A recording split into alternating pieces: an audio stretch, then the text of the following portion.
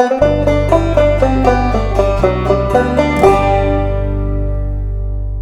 morning, friends. Happy Friday. I hope you all survived Thanksgiving and that your leftover turkey dinner is pulling double duty as the breakfast of champions today.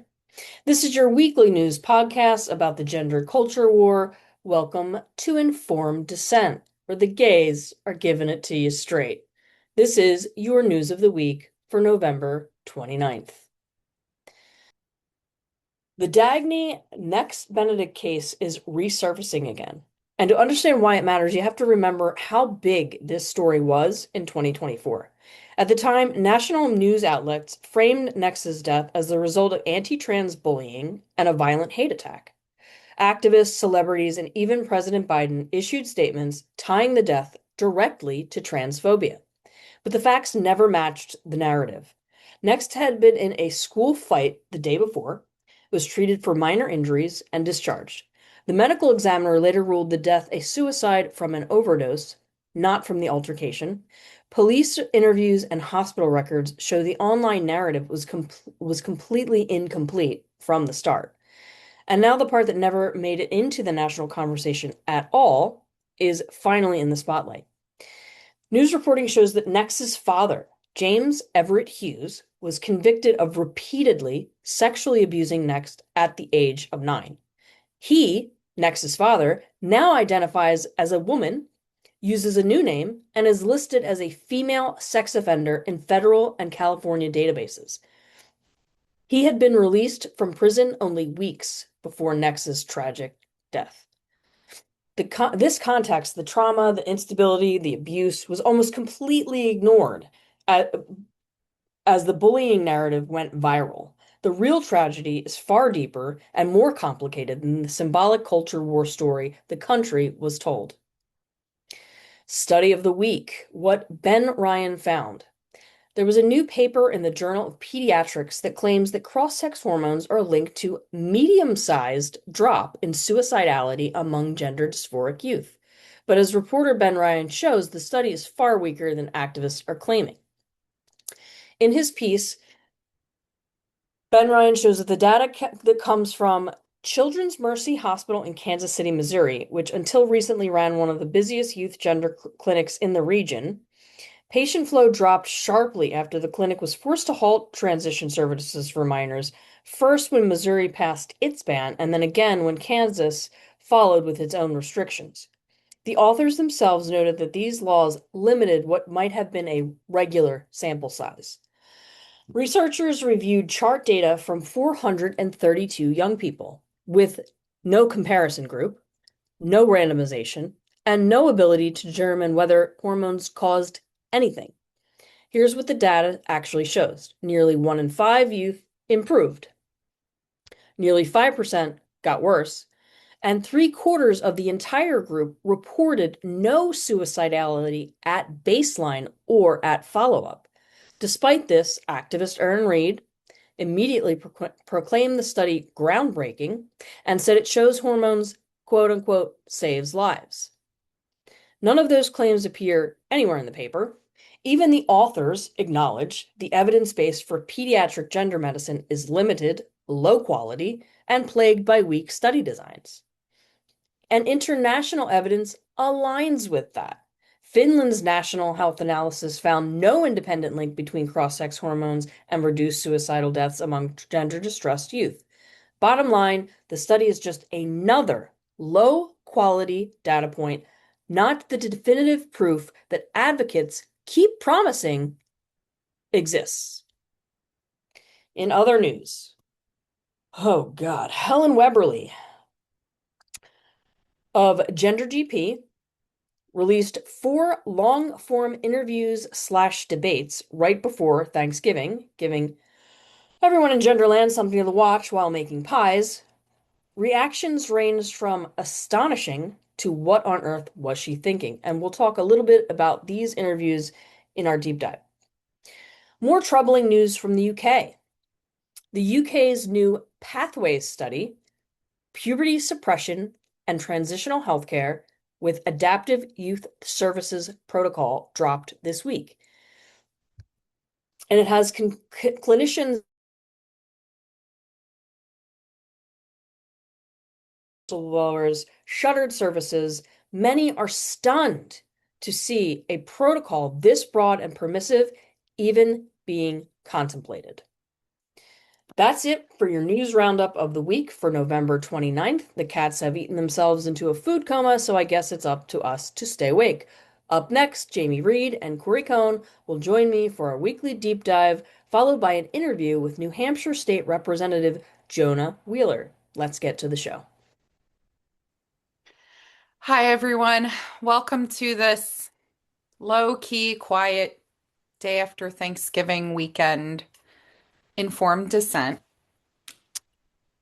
Today, we wanted to slowly meander through a couple of this week's topics, primarily the HHS report, how we're all now really good friends with Helen Weberly, and the puberty blocker trial in the UK.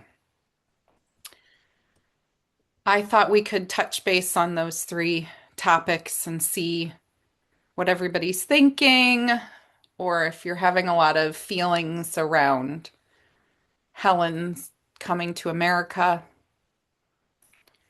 But those were the items I wanted to touch base on today. Corey, Who's did you watch any of her debates, Helen Weberly?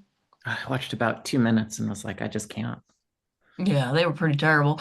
But I watched all of them. Oh my gosh. I Well, you're the watched all of expert them. then. Well, who's Helen Weberly? I don't remember. Actually, I do. You want me to give the background so that way I'll contribute something? Yeah. All right. So there's this UK company started I don't know, 15 years ago or so. That is something that we should fact check. But it's called Gender GP. And it was started by a husband and wife pair, the Weberlys. And part of what they did is try to fill in gaps in medically necessary gender affirming healthcare. What are you saying? I was saying this is their point of view. Oh, okay. I was like, did I show up to the right podcast You this did. morning? Okay. You did. That was a helpful interjection because I am trying to be uh, courteous or graceful by trying to explain in a their best light what they were trying to do. Well, what is a GP? General practitioner, isn't it, in Yeah. the UK? Yeah. So a medical it would be like your regular doctor. Yeah. But not an endocrinologist, not a Not an specialist. endocrinologist, no. Correct. No. So over the course of the years, they worked with a lot of the families that were involved with the GIDS service in the UK and got hormone blockers and cross-sex hormones in the hands of families to help their children become their true, authentic selves against the oppressive and incompetent British healthcare system. And as the wheels were starting to come off the bus, the what's Helen's husband? Oh, he was also a doctor, but a different kind. A different kind. Well, he the equivalent of losing his medical license because of some shenanigans with a patient. And Helen Weberly was able to continue practicing. I think she had a 1-year suspension at some point and then went back to practicing and was run out of the UK. They moved their operation to Spain, if I recall correctly. And they've been shipping hormones out to these families during that time. About 2 years ago, the Weberlys tried to cut back quite a lot on their staffing. They had quite a lot of trans identified staff members helping them out, but Helen Weberly really embraced the ChatGPT revolution, which is sort of funny in a way because the rest of the left has become computer phobic and AI phobic, maybe that's more accurate. and Helen Weberly has become very embracing of AI. Um, not like some of our other friends on our side. And so now Helen Weberly is construed as being a sort of an exploitative um, force on the trans side by the trans people. And I think that leads us up to the end of 2025, where she's going on this tour to try to rebuild her image. And this tour being she came to the US and she was in Washington, D.C., claimed she had meetings set up with I don't know who, wrong administration to welcome her with open arms, I would hope.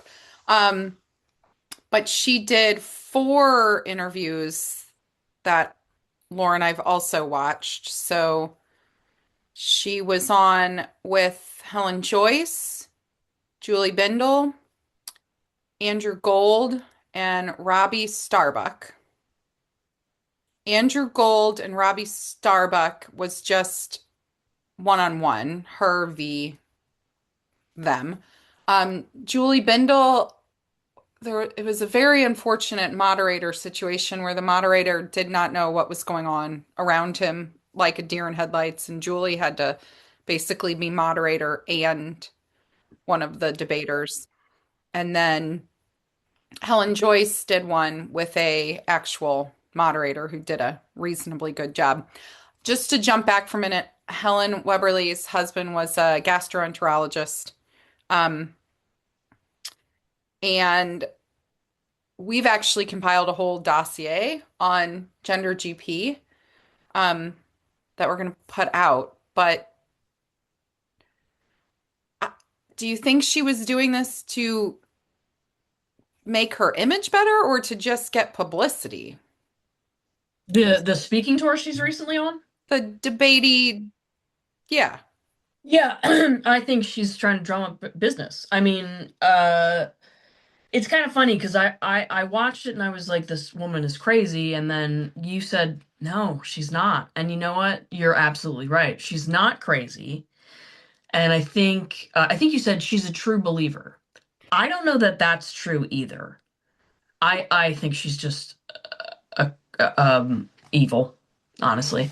But she knows that saying the things that she was saying, which were completely bananas, which included things like some women have penises, she knows that when someone looking for quote unquote gender affirming care hears her speak, what they're hearing is no gatekeeping. I'm just going to give you what you want. So maybe to the normies who see her on these debates, they're thinking, "Wow, this woman's a whack job." But they're also not thinking there are plenty of people that think exactly the way she does. They think she's an outlier and a crazy person, which she may be. But the thing is, she's saying exactly what so many people actually believe, and what they're hearing is this is someone who believes in my right to do whatever I want, and they're just going to give me free access to these hormones and all this stuff without any gatekeeping, without having to jump through any hoops. She's marketing herself perfectly for America. Can I slow you down? Sure. Why did you think she sounded like a crazy person? What Because was well, it? because she's saying things that are insane, like women have penises, and it's perfectly fine to put a 9-year-old on puberty blocker so that they don't go through the quote unquote wrong puberty. And then she was explaining that men who transition to be women were never men, they were born female. I Well, can verify that. yeah. Um, Totally just all true. kinds of things we know, people that are sane and grounded in reality, we know are patently false, but it is what a lot of people believe, unfortunately. When I said, no, she doesn't sound like a crazy person, the parts that I think most people, I think a lot of people hear a doctor saying that and they're like, oh, this doctor knows what they're talking about. The 9-year-old puberty blockers, whatever, this, that, and the other thing.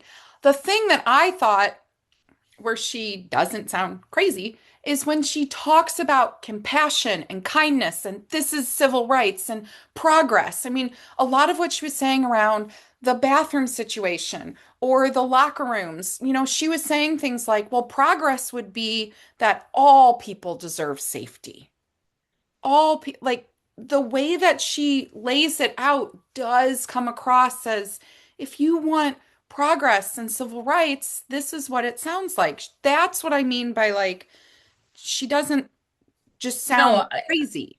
well, she's crazy like a fox, is what I think. Like, she's incredibly manipulative with her language, and she knows if she packages things in a way that sounds, that kind of caters to the language and the ethos of the a certain political group, that she's gonna get more traction. Like, they're going to hear, oh, well, everyone deserves safety.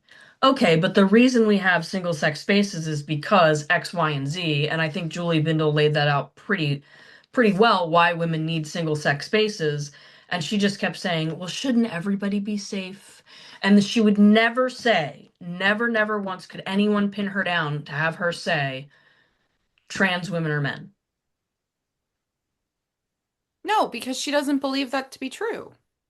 Mm, let's I don't know that she is a true believer. I think she's an opportunistic sociopath, but that's my opinion.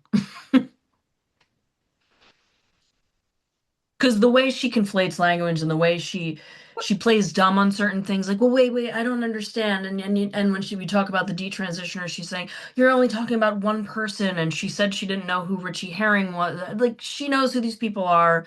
She knows the medical issues that people face. She's deliberately obfuscating the truth and twisting language. I don't know that she is a true believer because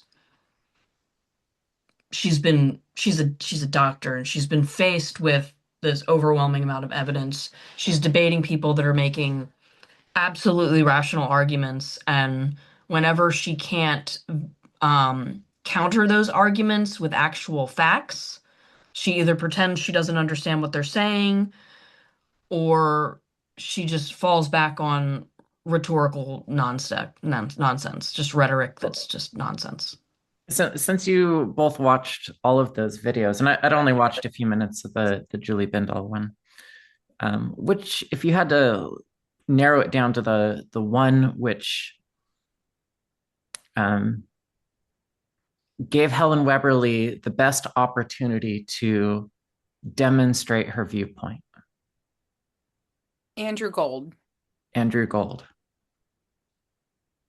Yeah. Um, the four part of this was I found really interesting in the four of these is because we've been through this era of no debate, no debate, no debate, no debate. And then we have this woman step up and say, I'll talk to you for sure. And then what I found really interesting is sometimes the formatting itself leads to either, you draw people out by the formatting. The format with Helen Joyce was really tightly controlled. The moderator knew exactly what she was doing, but it was very short and like really, quick little snippets. Again, I think I already kind of got into what was wrong with the Julie Bindel debate. Julie was just simply poorly served with not having a moderator who was engaged and knew what they were talking about. Andrew Gold knew what he was talking about. He I think it was formatted quite well, and Helen Weberly was given a lot of rope, I guess, but I don't think she hung herself. The Robbie Starbuck that was a little bit off the hook because, I feel like that was the most confrontational, and I feel like he hammered her on some things and she was getting frustrated by it. But but then she just started talking over him, and then they were mhm. just bickering, and like the last 15 minutes was barely intelligible because they were just bickering at that point. Like that doesn't serve anything. And I get Robbie was like, this I'm gonna admit this though. This is not easy for Helen Joyce, for Julie Bindel, for Andrew Gold. I have been in some of these, quick like almost spitting matches with journalists before. This is hard stuff because each side, like people can pivot really quick. You think that, they're on one track and then we're arguing, we're debating a point that has so many elements, the medicine, the bathrooms, the legal, the definitions. Like there's so many elements part of this. Like it's not easy to do. I give everybody a lot of credit for trying to have this conversation with her. Yeah.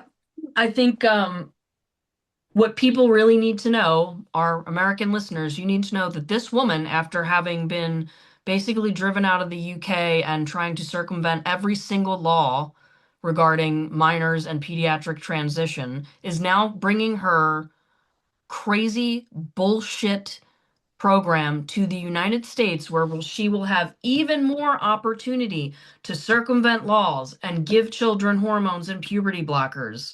Because now she has 50 different states to choose from. If she gets kicked out of one, she can go to another. This woman is dangerous, and she is going to telemarket hormones, etc., to young people with absolutely no gatekeeping. How does that differ from uh, what are these other services that we have? Bloom, folk. Bloom. It's Okay. very So, similar to the other Plume and Folk, only this woman is much more aggressive. But Plume and Folk say that they're targeting 18 and up.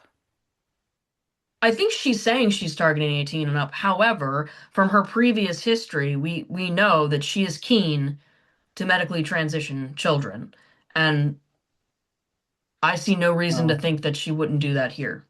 I, I do think when we look at something like folks, right? FOLX, Mm-hmm. they they do target 18 and up, but their mascot, Joe Cameltoe, I feel like has appeal to younger uh, customers. Joe Cameltoe. Also, Corey, what is your name this week? I cannot keep up with what you put on your screen for your name. Oh, so you said a majority of people listen to this episode instead of watch it. So there's a visual joke if you're a listener, which is I'm wearing a maroon colored beret, and my screen name this week is Corey Sliwa. He's running for mayor in New York City. Yeah, this is my homage to the Republican candidate who uh, had Lost to no chance of Mondani. winning, Yeah. The but beret works for but you, maybe though. spoiled the election for Mamdani. You think the beret works? For Corey, yeah. It's what's happening right now. Well, if you're not watching this week, Corey has a lovely beret and I have on no makeup, so we're kind of balanced out here. So I want to just check in for a minute though. Helen Weberly coming to the US. Is her offering price point gonna undercut Plume and Folk? Impossible. I thought she's charging 29, isn't she charging $30 a month for her written scripts? What is That's what I had heard. I do not know what does the Plume exact cost amount. a month? That's a great question. The That's a something we should take up as a research question. and also like I don't know. These companies they just they do a super quick telehealth. They don't run labs, they just prescribe. They're just a prescribing Yeah. platform. It's just it's Uh, just there's no genuine patient care. no. It's all you All show right. up, you say what your embodiment goals are. Yeah. They probably do something very minimal, which is make sure that you're not a journalist that's trying to do a gotcha scenario. So they do some CYI or CYA. And if they feel like you are sincerely asking for it, then they just give it to you. That's my belief of what's going on. I guess I haven't validated that. That's my gut check. I mean, we've talked to a lot of parents whose young adult children were very quickly medically transitioned through Plume. Yeah. I feel a lot more from Plume than Folk. Folks, get the X in there, please. I'm not gonna. What? I'm sorry. How do Check you your, say it? can you check your privilege just a minute? Can we just spend a Folk? minute? Folk? Is that what I'm supposed to call it? Folk? No, you're obviously uh, so deeply transphobic that you can't even say the name of this essential community service correctly. Okay. You're so good at flipping the script. All right. Um, I think we've given Helen Weberly enough of our time. Um, I feel like the HHS report, God, does anyone else feel like some of the stuff, there's weeks where everything just comes like so fast that you can't keep up, and then other weeks it's like nothing? No, it's every week it's something. It is. It's nonstop. I just can't always keep up. Okay, so HHS report happened, Helen Weberly happened, and then the announcement, or at least the release of the puberty blocker study in the UK's. Um, I feel like that's what everyone in the UK is basically up in arms about right now, is trying to get this stopped. Oh yeah. Do do either of you have any do you feel like solidly yay, nay? Should a study launch? Should a study not launch? I do not see how they can ethically do this. I mean, there's so much research, there's so much evidence that already says that these things hurt children. I think they're just going through with it to say that they did, which is scary because there's still going to be children harmed by this. They're doing it because they have to politically to say, "Oh, we're doing a comprehensive study." I mean, we're experimenting on children so that we can prove that we have been experimenting on children. I mean, it's mind-numbing. The noise you made. I just, Oh my gosh. It's not clear to me what they're going to um like what question they're answering. That's not clear to me. So the thing that's really important about the Dutch study is to answer the question, are the patients who were in the study, are they doing well? Let's just try to answer this question. Are they happy, fulfilled, um, healthy adults? Did I say healthy twice? but Are see, they but that we have the Dutch researchers admitting that it was the outcome, what they were looking for was aesthetic. that I know, but that aside, there's a fundamental question for any intervention, any sort of medical intervention. Is this improving the patient welfare? N- Isn't that one of the four pillars of the ethics? Is the efficacy of the treatment? Yeah. Isn't that true? Yes and no. All right, Okay. help me and our listeners understand. Usually there are, this is so complicated because in clinical research, in drug development, let's just say this, in drug development, the clinical phases will start with phase one, which is a safety test, essentially. So, okay, assuming,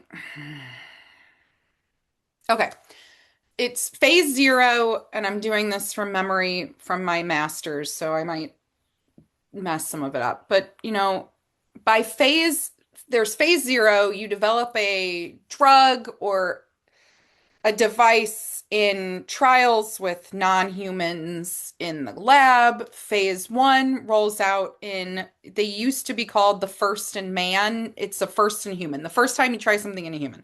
Hmm. That's when you're designing the test for safety, side effects, the best dose. Um, Safety would have been like if the Dutch were going to have run that study correctly, the first questions are about safety. Is this drug safe to give to the human body? What dose should it be in? All of this just got kind of turned on its head. They didn't really do that. They crossed over a drug that was already approved in those steps, but approved for something else. But normally your phase one is normally the tiniest group, 20 to maybe 100 human beings. Is this safe? If we give this to you, is it safe? Is it going to poison you? Is it going to damage your liver? Is it going to cause some other thing that makes it not safe? Then you move on to phase two. You start checking for tolerability. You start raising doses. You're looking for efficacy. Um, is it biologically active in the body? You design these trials in different ways. So you're looking for efficacy versus effective. Um, I think the problem is that we still don't know what they are. What is your what is your clinical question? What are you treating? What are you treating? Yeah. And how are we measuring? I mean, if the goal is to find efficacy of puberty blockers, well, they do effectively block puberty, right? They sure do that. So what is the question? Does it, like, if you're saying, does it have their mental health include, then I'm asking, well, who's telling you the results? Are you getting self-reported, I'm happier now from children? Or are you measuring their labs? Are you somehow measuring their cognitive development or lack thereof? Like, this whole thing is just another joke. I don't, but this could have been devised. I am not opposed to the concept of clinical trials. And I'm not I'm seeing tweets like, oh, we never test dangerous things on children. That's absolutely not true. We test dangerous things on children all the time. We test dangerous drugs on children. We But test, those children have something wrong with them. These children have nothing wrong with them physically. okay, to Nothing. play devil's advocate. They believe that is there a mental health condition that they're treating? They believe there is. They believe that there's a mental health condition that they're treating. We test drugs. How do you think Prozac, Seroquel, all these things came to market? We test these drugs on humans. It happens all the time. So I am not just saying, oh, I'm in opposition because you shouldn't test drugs on children. That's not that we can do that. We can do that all the time. What I have a what I have a problem with is I need you to clinically define your group first. Who is your group and who is your included group and your excluded group? So what is the condition that you're being included with? So Well, who are the kids? continue the devil's advocacy. What is the answer to that? Okay, if you're gonna, if you believe that there is a mental health condition called gender dysphoria, Hmm. okay, so then your clinical question test becomes, you have this condition. How is it diagnosed? When was it diagnosed? How long have you had this condition? Can they set up the trial to say you have to you have to have demonstrated this condition for X number of years. You were diagnosed, Mhm. you show this. again, I'm not saying I'm in support of this necessarily, but if you're going to set this up, I want to see that the only way you get in this study is I have paperwork to show that you are now age 12, and I have a paper trail that says you have met clinical criteria for gender dysphoria from the age of 5. And all those kids will be gay. All those kids will be gay kids. Again, I'm not disagreeing with you on this, but I'm saying you could devise this as a trial. I need a paper trail. For you to be included, I need a paper trail. For you to be included, I need what other elements? I need to make sure you don't have any sort of intersex condition, whatever. You could include as the exclusion, you could make sure that the exclusion criteria is you could never say you're same-sex attracted or homosexual. Well, they won't do that. Okay. But I'm like you can devise trials. Um, but a phase What you could do is say that the natural um, observation of homosexuality in the population is 10%. So only 10% of the trial members can. That's an interesting concept, yes. But if this were truly a phase 3, so phase 1, phase 2, we're making sure, we know what dose, we make sure it's safe in the body, it's not going to poison you, it's not going to kill you, et cetera, et cetera. Phase 3 is when you open up the numbers. 300 is normally your start, upwards of maybe it depends on what the condition is. Like if it's a super rare medical condition and you can't get 3,000 participants, you want to hit around 300. And then that is when you should be setting up a randomized, controlled, multi-center trial. And you want to define so that's when you want to randomize, but you also want to be very clear you're testing X against Y. So in this case, it would be X would be the intervention of a puberty blocker versus Y, the intervention of therapeutic resources only with no puberty blocker. You would have to set it up head to head to challenge what your intervention is. If your intervention is the puberty blocker, you need to set it up versus Y. And I think to do that correctly, you would probably have to make sure X doesn't have the therapeutic arm, the therapy arm, the talk therapy arm. And then Okay. compare your Okay. outcomes. You just could we? What about should we? That's the thing. No, we should not be experimenting on children like this. Lauren, I'm going to challenge you. Okay. What would have to be true to change your mind? What is different between how you see things right now and like what fact could change that would cause you to change your mind?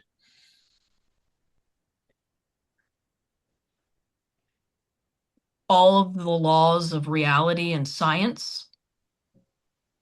There's nothing in between that.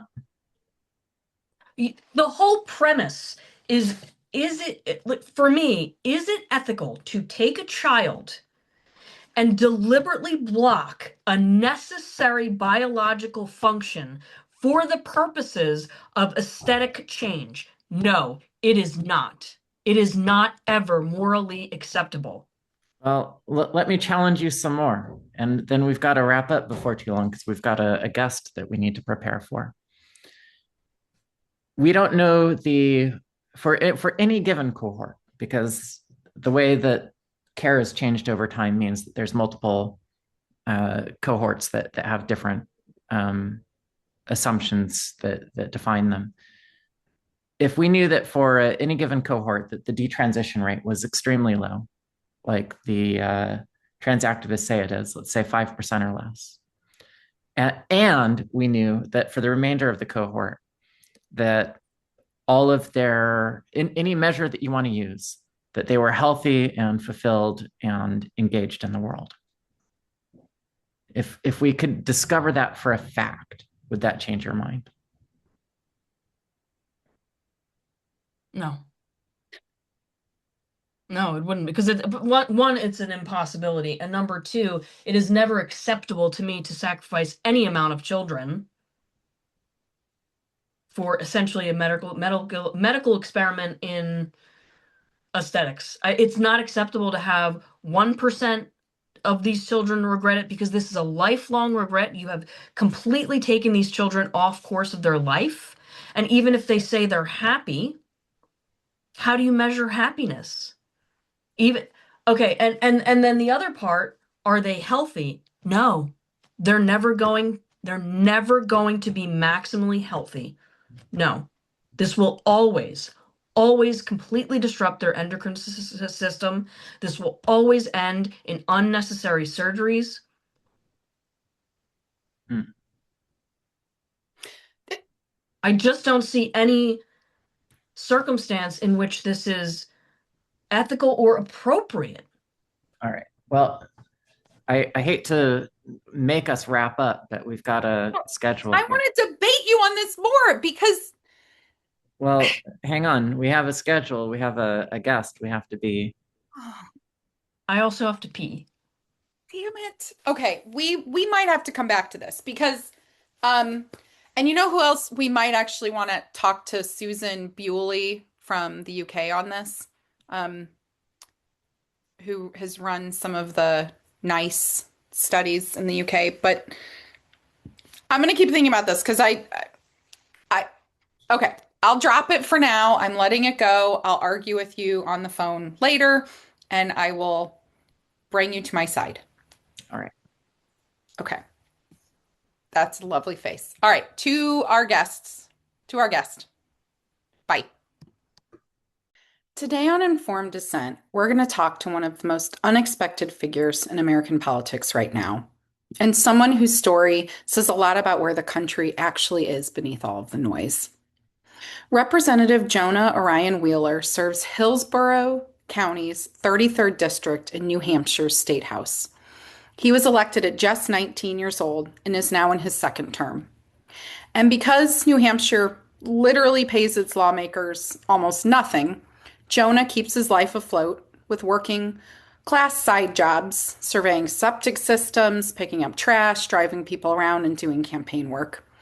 He has one foot inside the State House and one foot inside the real world. If you've watched any of his early interviews, you will see a young, clearly liberal Democrat, earnest, idealistic, and fiercely committed to his community. But over the last 2 years, something shifted. We saw him break with his party on gender medicine votes, stand up publicly for women on the House floor, and hold his ground in some of the most intense public moments we've seen for politicians this year.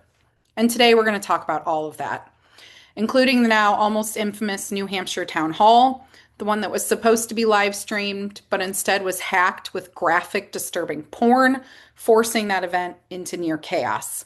That became, by the way, my first live stream on X. So, from his vote trajectory in 2024 and 2025 to a Martin Luther King Day speech that everyone should watch, to that wild town hall, to what changed for him over these few years, we're so pleased to be able to bring you today Representative Jonah Wheeler. Welcome back to Informed Dissent. This is our second segment today, and we have an amazing guest with us, Mr. Jonah Wheeler, an elected representative from New Hampshire. And Jonah, I believe you and I met for the first time with Corey Cohn in a kind of a staging room off of a New Hampshire hearing space. And somehow, after meeting you about 5 minutes in, Corey and I were right into. Corey challenged me to lift him, I and don't then remember it happening quite that way. how did it go down? So our friend Simon was there, and Simon wanted to show off, I think, his the differences of the sexes by, Yeah, that's what it was. okay, so we're in this back room and I'm challenged to lift Corey, which could I lift you? I don't even Oh remember. yeah, easily. You are profoundly strong. Okay, and then you lifted me though. Yeah, easily. Yeah. Because you're also svelte. No, not that much, but Mm. you got a good foot on me. Yeah. Anyway, that's when we first met Jonah. Just in case people are You met unaware of how, Jonah while you guys were trying to throw each other around the room. yes, Yeah, we're there's some so kind of wrestle professional. match going That's, on. I had to come yeah, in and stop it. No. yeah, that's how it happened. Okay, so Jonah, one of the things I want to talk a little bit about is I have two high school boys, Mhm. and I see you as a role model to a lot of high school kids these days. So, can you talk a little bit about how old you were when you first got elected into office and maybe some of your high school experience leading up to that moment? Well, I was 19 when I first got elected to the state house. I ran for office because I had been participating in politics for several years prior to that as an organizer, as a community activist, as somebody that went around the state all across up and down to different events that were happening in 2018, 2019, 2020, 21, and so on.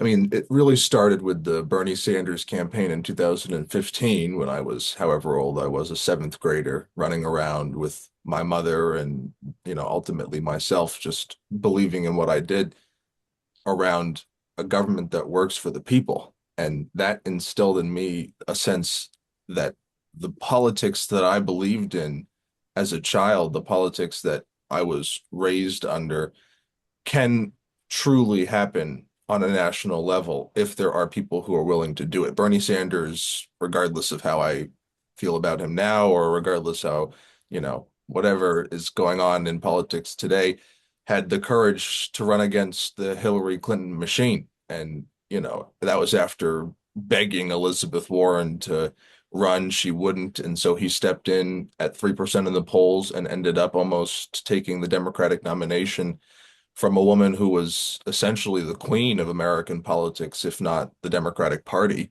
And so that inspired a sense of, wow, there is something that can genuinely happen in American politics in me, and I think in a lot of people my age and across the board who want a government that works for the people. And so, regardless of my age, I stepped out and did what I could as a teenager to see that world become a reality through the electoral politics of 2016 and 2018 and then 2020 and beyond.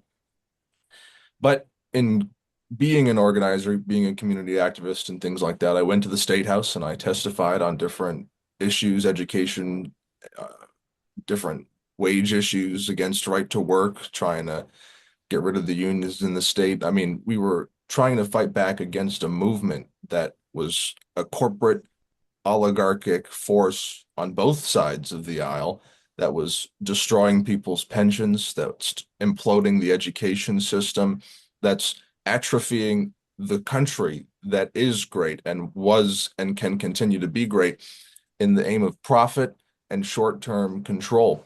So I stood up in the State House testifying on a variety of different issues in regards to that overarching, the corporatization of government. And being in the State House, testifying on the dais in front of the representatives, it became clear to me that people in that legislature, the constitutionally obligated, it's got the power of the purse. It's the budgetary arm of the state. It's where the budgets begin. It's where legislation and law begins. It's the citizens' representation in government. An inherent and integral piece to the republic that we have before us, but they were all asleep at the wheel, most of them. And being in the legislature as a 17-year-old, 18-year-old kid, testifying before people who couldn't care less about the job that they were elected to serve in, seemingly, showed me that as somebody who understands politics on a certain level. I admit my faults, I admit my blind spots, but I'm also blind to them. So I don't, but I can see a decent amount is what I thought at 18, 17 years old. I know a decent amount. I've gone through a lot in my childhood going up to this point. And you know what? I believe in Peterborough. I believe in Sharon. I believe in New Hampshire, and I believe in its ability to stand up.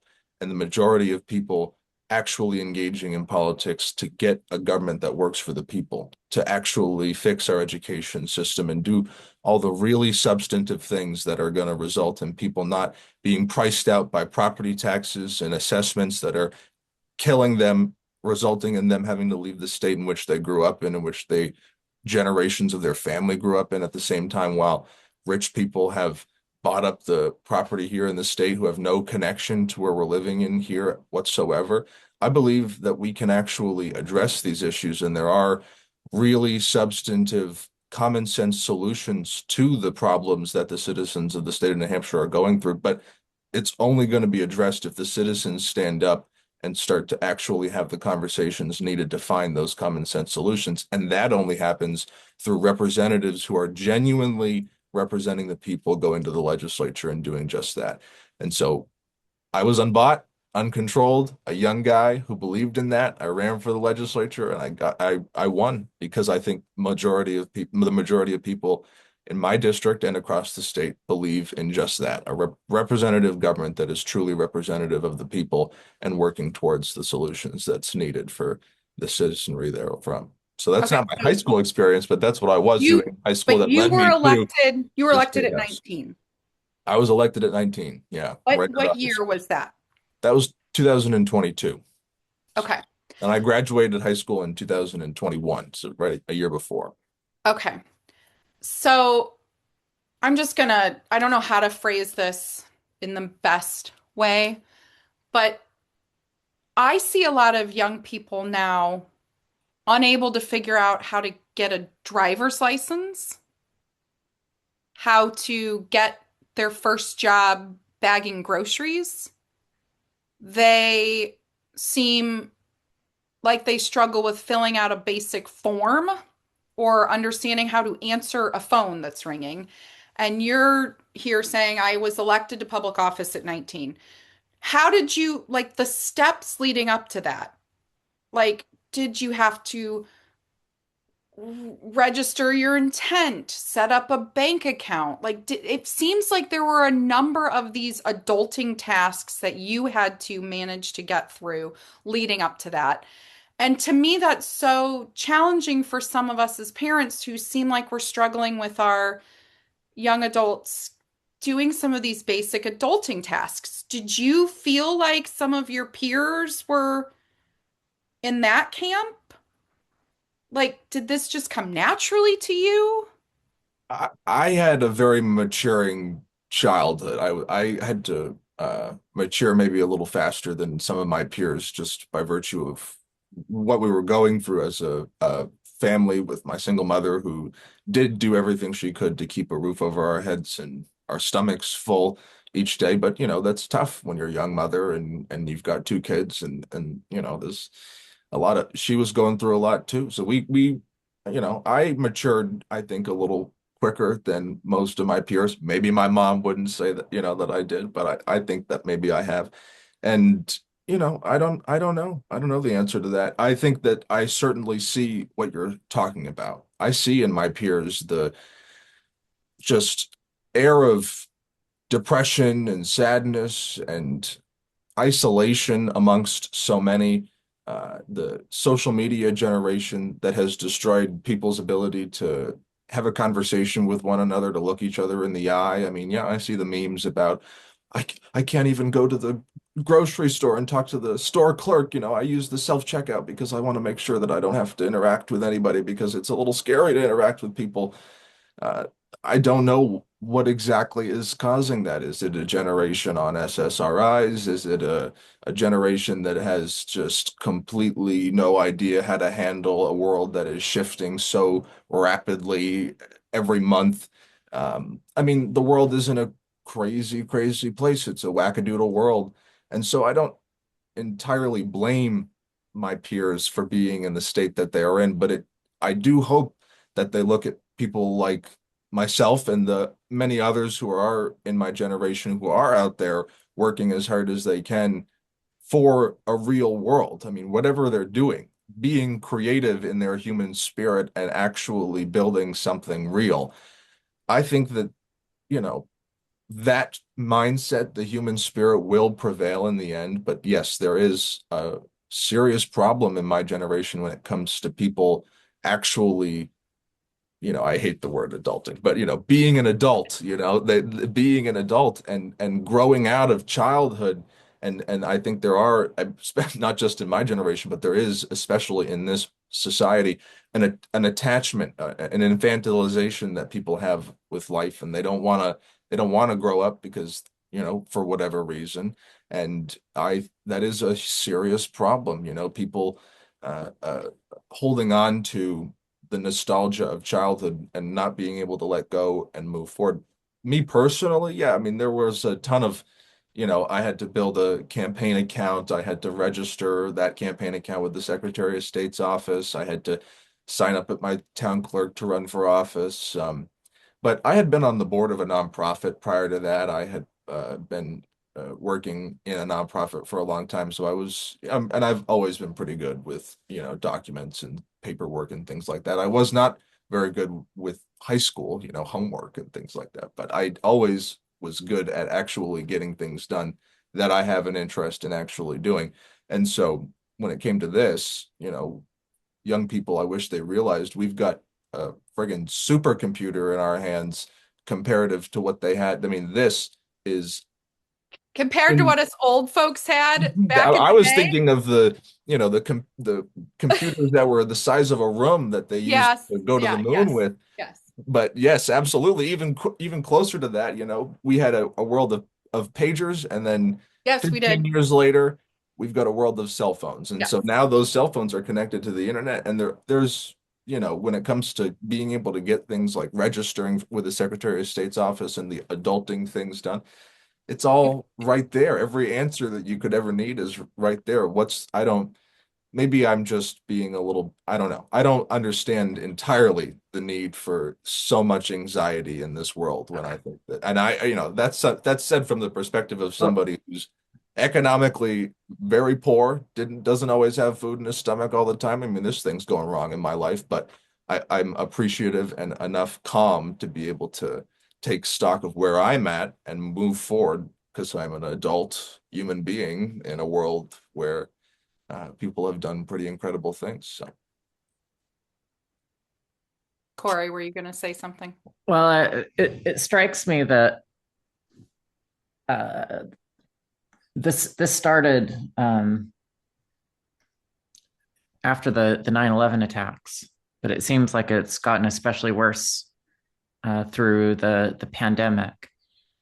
There's not very much of a hopeful message for young people right now. The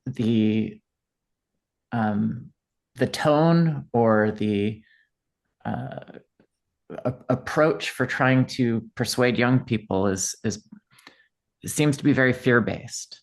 Like there are people who hate you, and this is a huge contrast with maybe even 2008 when Barack Obama was running for president. There's a very strong message of hope and change and what we could achieve by working together.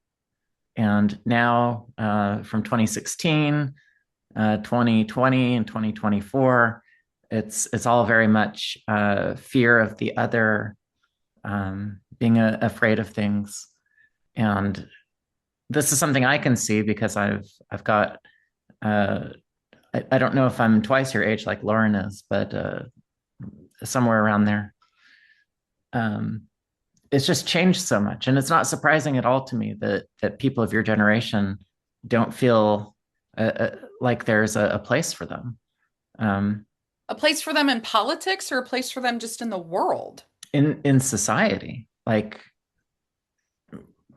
Jonah, you'd mentioned in New Hampshire that even achieving becoming a homeowner or owning property is slipping out of people's hands. So how do we try to get younger generations involved in such a way that they feel like they can um, make positive change instead of trying to react to negative things?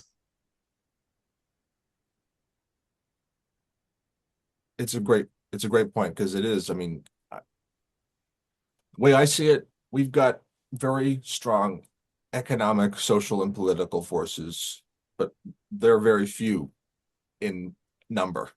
And those very strong but very few in number individuals who have a great amount of power want to build a world now that they have the technology and the ability to do it, where there isn't ownership, where there isn't that sense of agency that existed, especially in this country over the course of the last century. And I believe that up against those impossible challenges, such as overcoming the corporatization of the United States of America and its republic, or saving humanity from absolute obliteration in the form of a complete digital, not world government, but digitalization of all governments such that it would be connected in a way that there would be some centralized AI database. Sounds conspiracy, but listen to Larry Ellison, the CEO of Oracle, who has an extraordinary amount of power and is working with Tony Blair and people like the Prime Minister of Algeria, Rama, to get things done.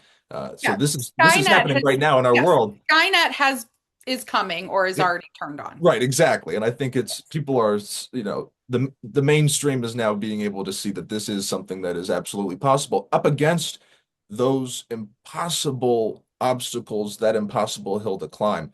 You know what? I think we reignite a spirit in the American people and the people of the world, the same spirit that overcame slavery in the mid 1850s here in this country, chattel slavery, where the people who believed in abolition, who were speaking about it behind closed doors or yelling about it as the crazy person, lone individual in the legislature, like John P. Hale, who was the first senator to stand up for abolition. He was a senator from New Hampshire as well, a Speaker of the House here in our legislature.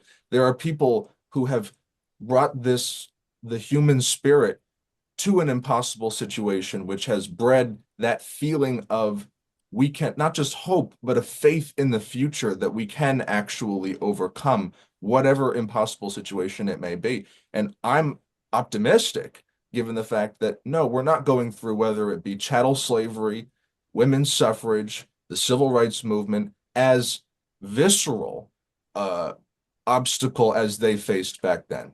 We have the benefit, no matter how poor we are, and I know it as somebody who's quite poor, of a society of comfort. And that is a hindrance on some level. Give them bread and circuses and they'll never revolt. But if we have people who genuinely believe in a human spirit and unlocking our creative potential as humanity, as a species, who believe in a republic that genuinely represents the people which is charged to serve in the United States of America and the states within, I believe that it's not going to be as hard as it seems. I think those comforts will actually be the launching pad from which we'll be able to build something, not from violence or hate, a taking over of some kind of people believe, oh, we'll get on the streets and we'll do a revolution. You have no idea what that actually means. Look at the revolutions that are happening in the world right now, or the revolutions that have happened in the past. They're bloody, they're brutal, they're unpredictable, they're chaotic. They open up complete vacuums through which people who you do not want to be your leaders will rise.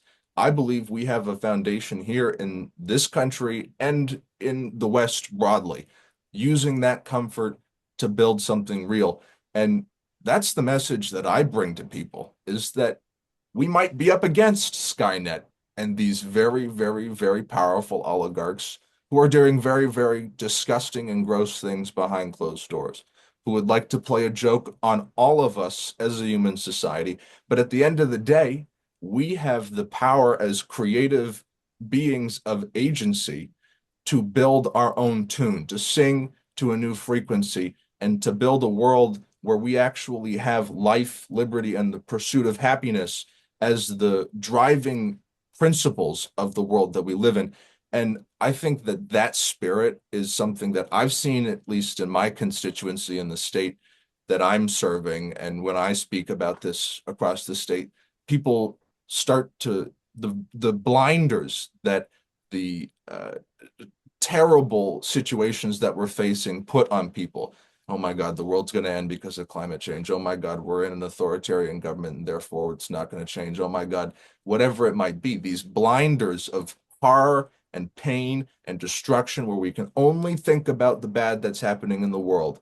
But when somebody, whether it be me or anybody, I've seen it happen, doesn't have to be me, speaks to a positive vision of the world, those blinders immediately fall, and people's inherent creative spirit for whether it be community, whether it be their family, whether it be a world that they can actually be proud of, starts to go forward. The spark starts to lighten them. And so how do we get people to I think it's that. I think we light the spark in them by being, it's not by, giving a good speech every now and then, but by being true human beings in every interaction that we have and lighting that spark in the small ways that we can through the small interactions that we have each and every day, and being a human being of compassion, love, and justice that actually stands for principles that you believe in. And that's not going to mean that we're all going to agree. We're all going to disagree on many, many things, but we're going to be able to put those disagreements aside and realize that we're all one human family, a species that is on this planet that is fragile and can only exist and persist if we are willing to shepherd it. So I think that's something that people really resonate with and can move people forward. I don't know. I gotta ask, because it just came to mind. You're so you're such a good orator, and the things that you're saying right now, I'm feeling like a little spark of inspiration hearing it. When you're hanging out with your friends, do you have this aspect to you, or is it just like, is this something that's like when you get your jacket on, you're like, all right, I'm in this mode now, or are you still trying to inspire your friends and your family members when you're just not in this type of environment? I do try to suppress it a little bit, Yeah. I try to keep it down, but no, it's hard for me to turn it off. It certainly is. There's plenty of people who could tell you that it's almost impossible for me to turn it off. You say the right thing to me, next thing you know, you'll get a 10-minute little colloquy on whatever. But I think that's why my friends are my friends. Yeah. And they are pretty good at giving the same rants back to me too. Very That's good. yeah. Okay, so you get elected at 19 into the Democratic Party Hmm. in New Hampshire.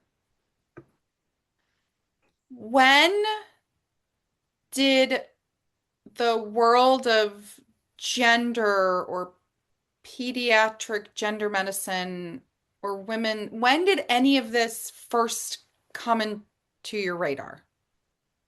When Well, did our world collide with yours? that's a good question. I do try to think about what exact moment that happened. When I was elected to the state house, not the Democratic Party. I was elected to the state house as a Democrat, but Okay, as a not to the Democrat. Democratic Party. But I did I don't know. I think it's something, I guess I would say I hate to admit it, but you know, when you're first getting into politics, it was something that I said, I think this is an issue that's a little overblown. I might have maybe a private opinion. Yeah, children shouldn't get that's, I think, the baseline that everyone thinks, when you're talking about surgery, as invasive, as intrusive, as irreversible as what is being discussed with these surgeries here. I think everyone, whether you are a total believer in gender ideology or not, thinks to themselves, whether it's private or not, that's a little too much. And so I think I've always had those thoughts. I don't think I ever believed children should get irreversible surgeries on that level. But I also don't think that prior to getting into the legislature, I thought of it in that way. I thought of it as more, the cursory gender ideology beliefs that people today are now espousing, the people who not would even understand what that phrase is, gender ideology, but I was going to say, because just for you to use that phrase shows that you're already like over here.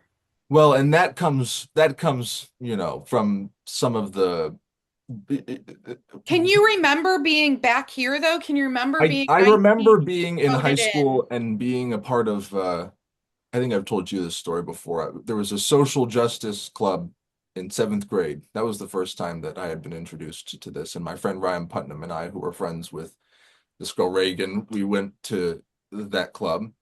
We enjoyed it. We believed in social justice. But there was a day when we had discussed in that club the variety of genders that people can be and how there are a spectrum of genders and that it's and my I remember my friend and we were walking out and he says to me, I don't get any of that. And Okay. Yeah. I said back to him, and I'm not exactly proud of this, but I said back to him, a little colloquy of, you know, bullshit that I spat out, but that I didn't truly understand. No, but it's this and it's that, and it's that and it's this, kind of just repeating what we had just heard in the club to ascribe to the crowd, we shouldn't, question this because this is actually a spectrum. I mean, I know it's a little confusing, but it's a little bit like trying to justify it in my head while also justifying it to him. I mean, that was the first time that the gender ideology world came into my life. Um, but when I went into the legislature, I went into it with the perspective of this is a right-wing narrative that's being overblown, overplayed to uh, get them votes. And so my perspective on it was to just not discuss what was a touchy issue. Oh, there's women over here who say they're being disrespected, but there's also trans people over here. I was trying to be a politician and just not touch the issue. And I didn't have to. I mean, in the campaign, my first campaign, I wasn't asked about it, Okay. period. I And want to then, pause for a minute though. sure, yeah. I graduated from high school in 1998. Wow. Oh my God, Corey.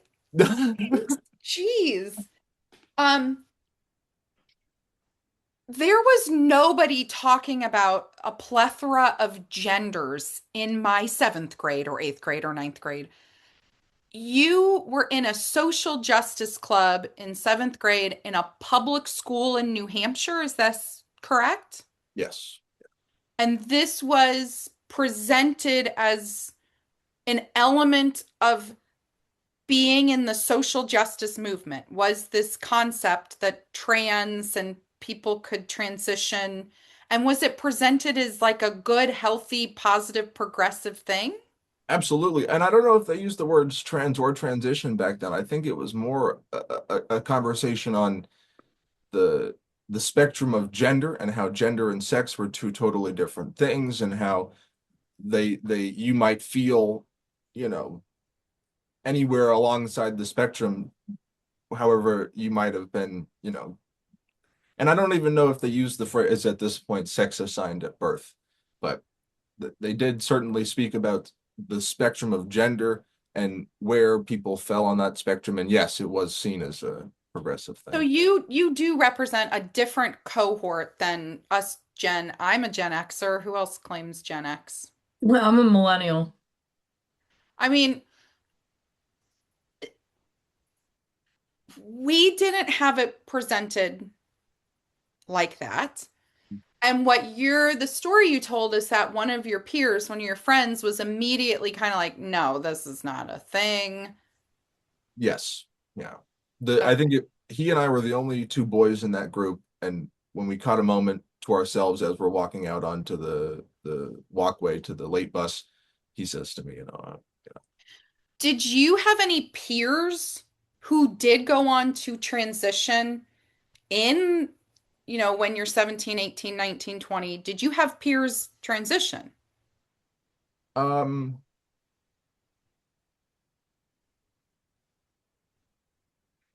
uh, as far yes, but I think there was only one after high school. There was one after high school. Okay. But yes, in the school in general, I mean, I guess I'm only thinking in my grade, and I could be wrong there. I know there were people who um, identified as a different gender. I guess I'm defining transitioned as the gotten the surgery or something along down those lines. I know so from the definition of were there people who said that they were a different gender than the one that they were? Absolutely. There were plenty of people like that. Were there people who transitioned? There was an individual in the grade above me who had transitioned fairly early on. That was I guess that was probably truly the first interaction that I had with gender ideology, or I guess, this whole situation was when the school, my older friend had gotten a letter from the school saying there is going to be somebody going into your grade who has transitioned. This is, don't bully them, is essentially what the letter was saying. Um, and that, I think that, yeah, that might have been it. There were plenty of people who said, I'm on the spectrum. I believe I'm this, I'm that, I'm that, I'm this, but not so many. I think there were only two who actually surgically transitioned. Do you feel like it was presented as normative in your high school years? Um, I don't think it was discussed very much in my high school years. I think people were very I mean, we live in a very accepting part of New Hampshire, and so people were very open to people of differences. And, when the school sends out a letter like that, or when somebody starts to dress differently and says that I'm now a man or I'm now a woman, people were pretty accommodating of that. So when when did you really start questioning the paradigm? Was it after you'd been elected and there's these bills coming up and you did you feel a sense of responsibility that you had to understand this topic more? And then is that what kind of opened you to the door to you to questioning some of it? Or Yes, I mean, I had there had been other had instances before that made you kind of question it? there were other instances before that made me question it, but they were private questions, and Hmm. my main thought, just being fully honest, was I'm gonna just walk the line on this issue. I'm gonna do my best to, you know, protect the people who believe in this, and that I'm also gonna do my best to something that you cannot do. And then you get to the legislature and you're dealing with the legislation directly in front of you, and there are people, you're forced to deal with people on all sides of the issue. And yeah, that's when it became a little bit more of a responsibility, and it became clear to me that there wasn't really going to be a way to walk the line on this issue. It's one way or the other. And it's really at the end of the day when I started questioning and finding people such as yourself, Jamie, and testimony that you had given across the country, and people, the detransitioners and others who had been speaking about this, seeing I started to go into um, different communities and look at sort of, what's being said here and on both sides. And it became clear to me, this movement, this effort and what was really the gripe for me was telling people that they're born in the wrong body. That's overarching what made me start to question this, because that's a really, um, I guess I'll just be honest at this, risk of angering people even more here in town. You don't believe that no, I believe that you're being lied to and told that you were born in the wrong body, when in fact your body is yours and perfect as it was made, and you should do everything you can to love yourself as you are instead of trying to medicalize yourself into something that you're not.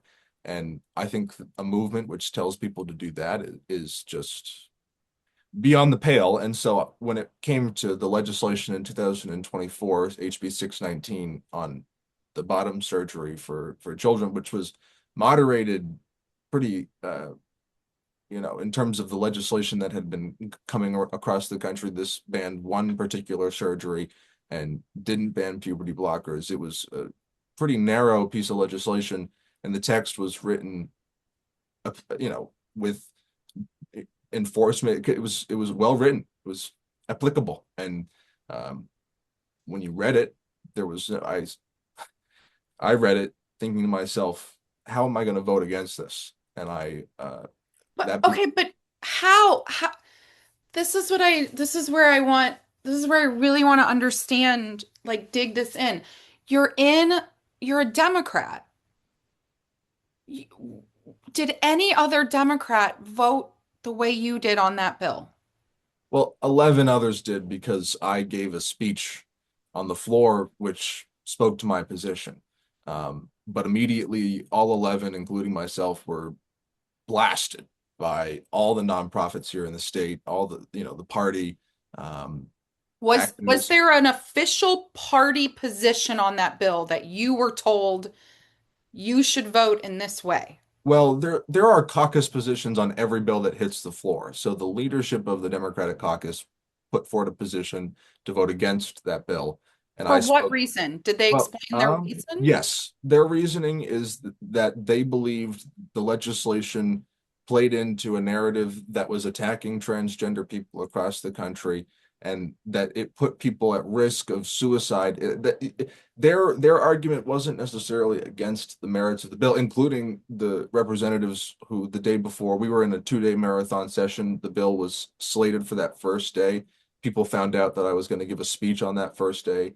And from that, the rest of the day was not spent in the chamber for me, but in the anteroom of the House chamber, where representatives on the other side of this issue were coming to me and telling me why my speech was wrong and why I shouldn't give the speech and why my position was wrong. And their position on the bill wasn't against a ban on the surgery or the fact that children shouldn't get surgery, because they knew they couldn't argue the merits for that, but because they believed this legislation played into an overarching attack on transgender people from the Republican right wing, and that participating in the passage of legislation like this the only thing that it would do is help the Republican right wing. That So wasn't, it's entirely tribal, you're saying. It had well, nothing to do with exactly. merit. It had everything to do with the tribe. Exactly. And they used appeals to emotion. How could you do this to me? I'm your friend. How could you do this to me? We've been friends. How could you do this to me? I thought I knew you, trying to psychologically appeal to emotion I mean, from a genuine place. I'm not saying they were, calculated in their effort to do this, but that is what their arguments were, is trying to get me to change my position based off of an appeal to emotion, which Did, in the legislature just doesn't work. did you? I can only imagine. So that would have, like, I didn't know you at that time. Our organization hadn't been in New Hampshire at all. I feel like that would have been a really lonely position. Did you have any support or Um, well, after I gave the speech, there was millions of people across the country who commented or reached out, and so yeah, you were in, I feel like was there an article in Newsweek after that something talked like about it? that. That Yeah. that speech, I mean, I had to shut my phone off, and I'm still not great at when things like that happen online. I do my best to read through them, but I'm also good at, you shouldn't read negative comments and you shouldn't read positive comments. I've got a big enough head already, you know what I mean? So I try my best not to like get into that. But But but I want to understand this. Going into that speech, yes, it was what low. had grounded you in that? Did you know, did you feel like you knew the science? Did you know what was that grounding? Well, um, I guess, someone will take this clip and say, look, there he is. He's a dummy. I did not I mean, I'm not a scientist. I didn't have a full understanding of the science. My grounding in that issue was that it There is one. was children shouldn't get those bottom surgeries is really the overarching grounding in that issue. My grounding in my conviction to give the speech and my conviction to stand firm in my position, that comes from God, I suppose. It comes from an inherent belief that when you have a position on an issue and no one else has presented information which has uh, uh, proved that position wrong, then you, and especially in the legislature, have a obligation to stand for that position, especially when it is regarding an issue of children and their entire lives. And to me, I was yearning with the people who were doing my best to get them to understand I have no problem with people who are gender non-conforming. You're a man who wears a dress, you're a woman who's dressed in a little bit more masculine. I mean, more power to you. As long as you look good is what I say. I don't care what you wear. But when it comes to medicalizing people into a world and a life of irreversible effects and problems. I mean, I don't want to get a little, all of us know the graphic comments that are made by people who have gone through this and said to themselves, well, I have a cavity in my body that is growing fecal matter. And what am I supposed to do about that? I have something that I have to dilate every day. What am I supposed to do about that? People took fat from my arm or my leg and created a fake penis. What am I supposed to do with this? After the the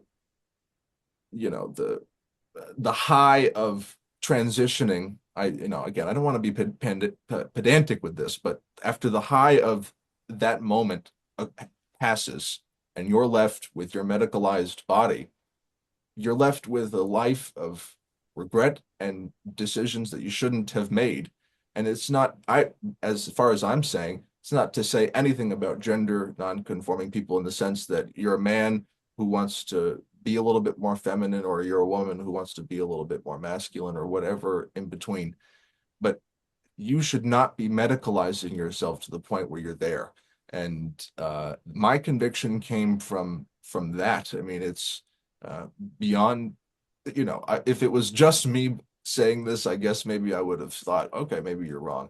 But when you have people like yourself, psychologists and others who are out in the country, you know, people who are lambasted and isolated themselves and told, don't listen to them, they're a turf. Don't listen to them, they're they're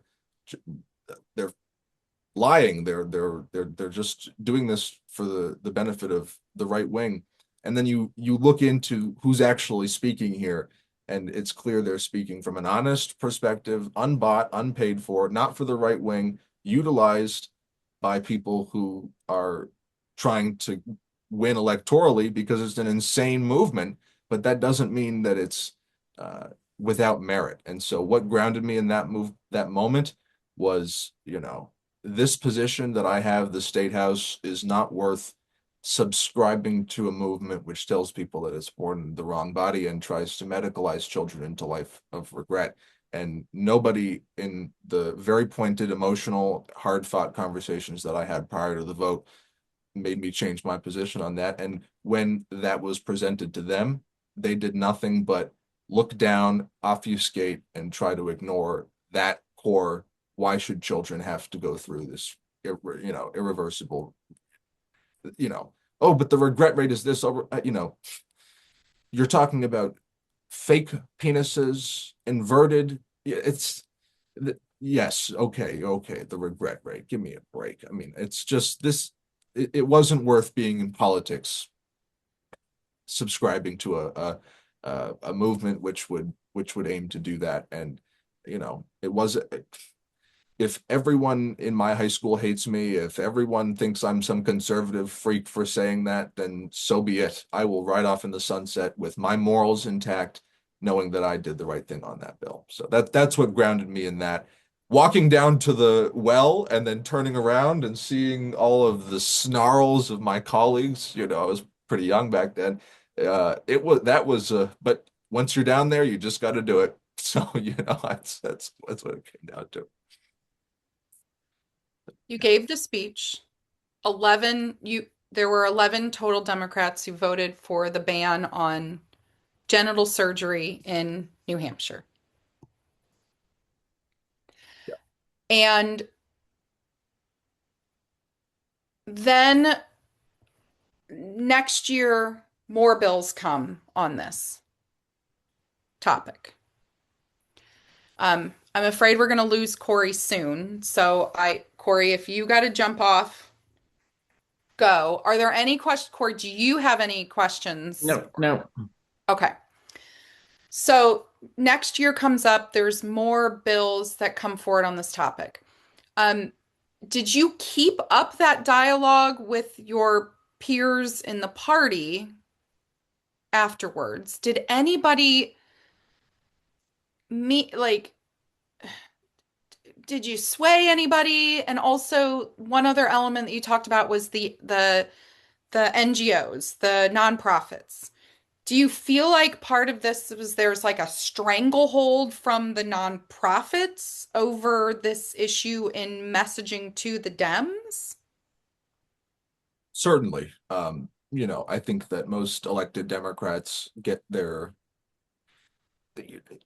not a coordinated, but just there's a psychological element to being a state representative in New Hampshire. You get a certain set of emails from the party, you get a certain set of emails from the nonprofits, and that informs, uh, you know, people trust the people who are doing the work, so to speak.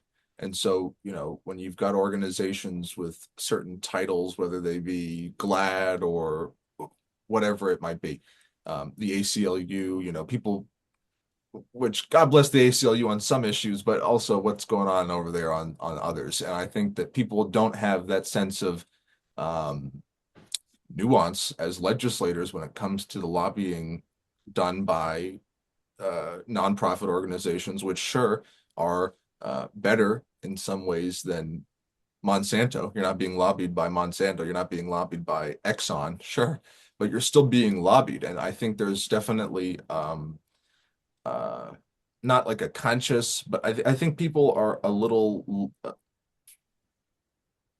You guys got me honest on a Friday after things. A little intellectually lazy.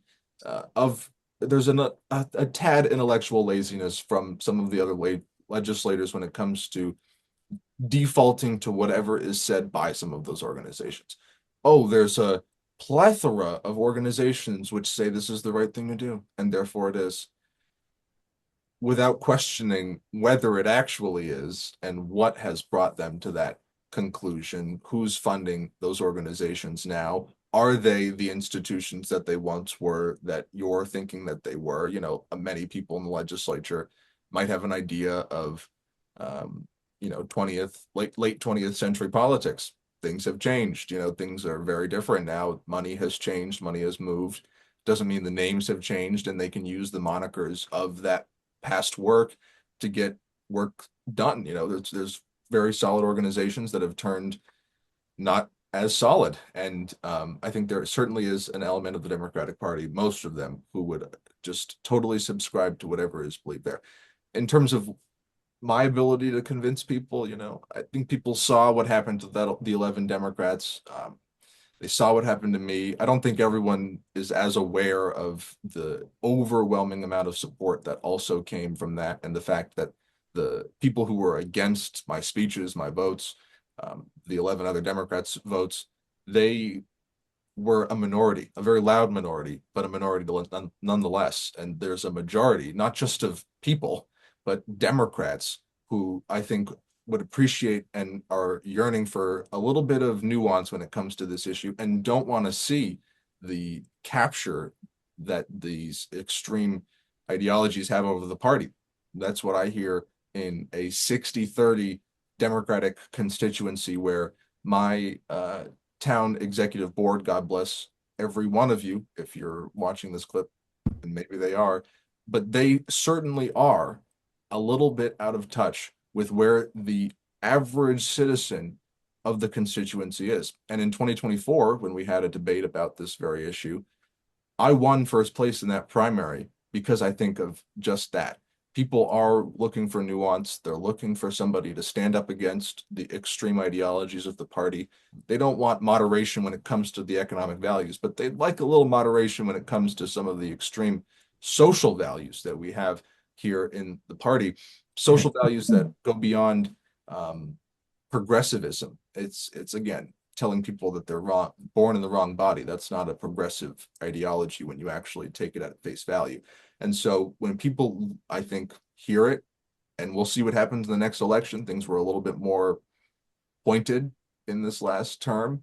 But I think if I win again, that this will prove to other representatives across the board who believe in the votes that I've taken, but haven't taken them with me because they're scared that the people who believe in this message don't have as much power as the nonprofits and the party apparati that have the money and the organizational ability to take back the state house. They think, I might agree with Jonah, but does he have the ability to really lead us to victory, or should I just follow the people who've done it in the past? And so, I don't blame them for that. I'm a 22-year-old. I don't know if I'd follow myself to victory either, and I'm not asking them to. But I think that, if I win again, then people will see Jonah is maybe not as crazy on this issue, and maybe I should look a little deeper into it. And hopefully from there, they'll see people like yourself, Jamie, and Lauren, and Corey, and Kara, and all these different people who are speaking about this issue in a very tangible way that I think when people engage with what you are saying, I think it will connect with them. And I can see that in many, many people, over 100 of my colleagues in the State House, if they were to actually engage with this issue. I see them as intelligent, capable enough to be able to actually say, oh, maybe we've been lied to, and start to think differently. So we'll see what happens. Okay. These are the next points I want to hit. Well, I'm going to say goodbye. I'm so sorry. I Sorry. gotta schedule. Great to Jonah, see it was a pleasure to talk to you again. I love your beret too. Happy Thanksgiving to everyone, and Thanksgiving. see you Corey is around. the oldest person on this podcast, just so You everyone knows. stop! Well, that's about to be no longer true. Okay. That is no longer true. Now I am the oldest on this podcast. Okay. This is what I want to hit in the next 20 minutes or so.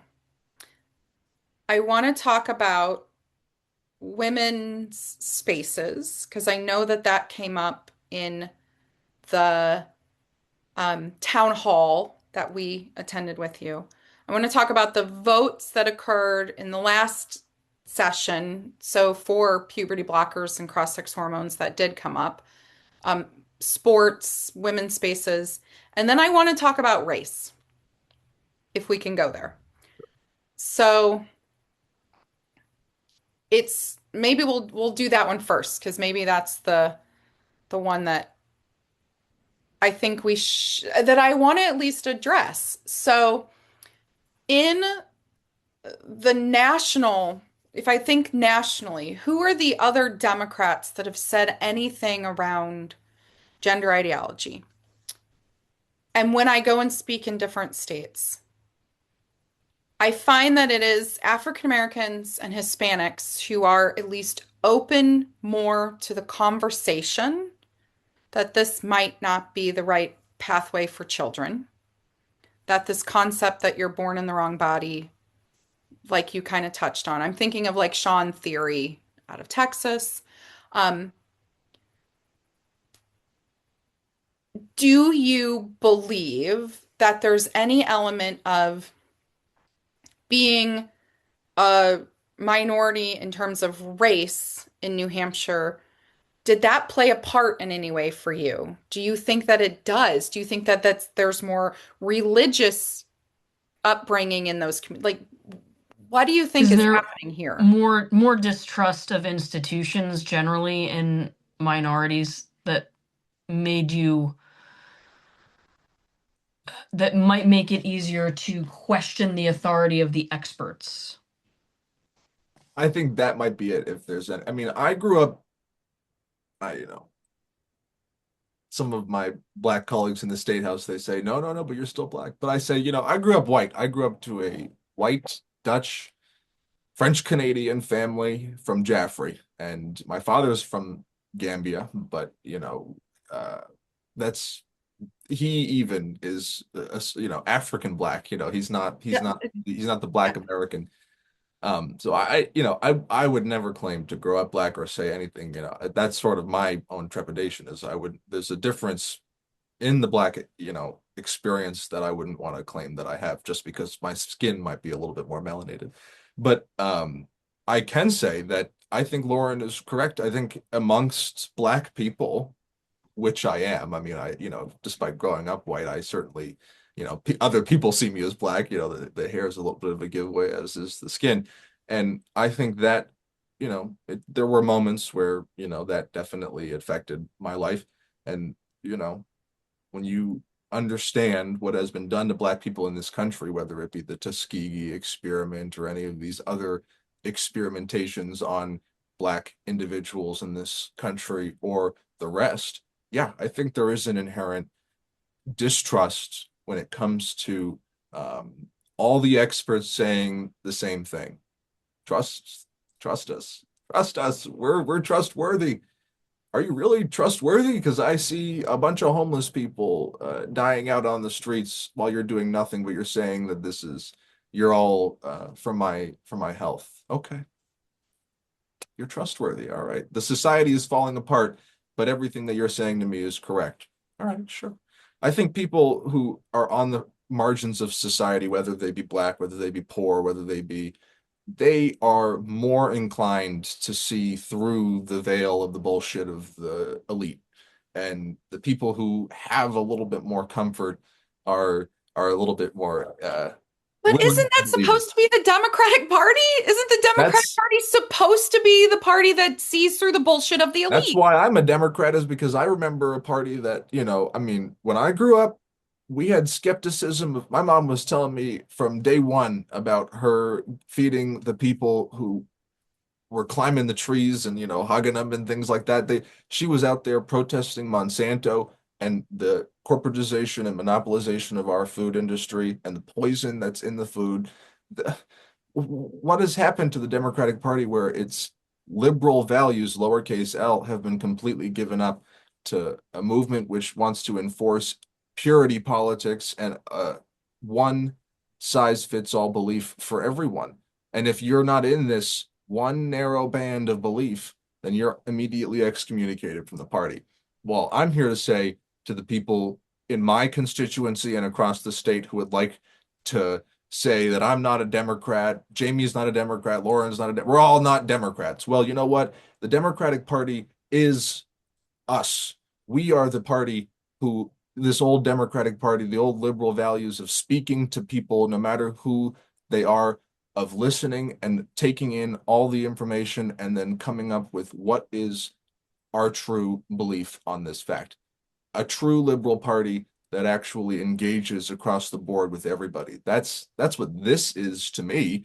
An actual engagement with forbidden conversations, and there shouldn't be under liberal values any forbidden conversations. And Democrats, true Democrats, people that believe in a democratic value of the world, should inherently want to engage with forbidden conversations so that whether it can be to disprove it or to engage it, the inherent belief to now ignore it, to me, speaks to a calcification and a corporatization of the party. You wouldn't be ignoring it or saying that we shouldn't even engage with it if it wasn't something that didn't have merit. And I think the fact that they're ignoring it and won't engage with it, or the only way they will engage with it is through screaming epithets, emotional appeals to authority, that shows that they don't actually have a merit-based argument, and that if they could, I, have seen some of the debates that have happened. There was one, I forget the names of the women, but there was a great debate out of England on a podcast in England on this issue, and the woman who was supporting the side of the issue, the gender ideology side of the issue, got absolutely demolished. She was stammering the whole time because it's not a fact-based belief system. And when fact-based belief systems are put up against non-fact-based belief systems, it comes crashing down. And I think that the true liberal values of engaging with those forbidden topics, whether they be fact-based or not, so that we can find out what truly is the facts, that's the Democratic Party that's why I'm not leaving.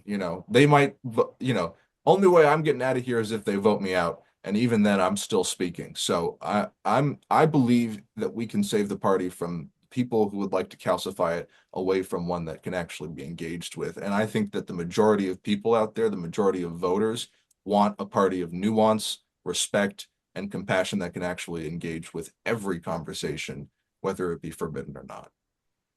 Okay, can we pivot to women's spaces? So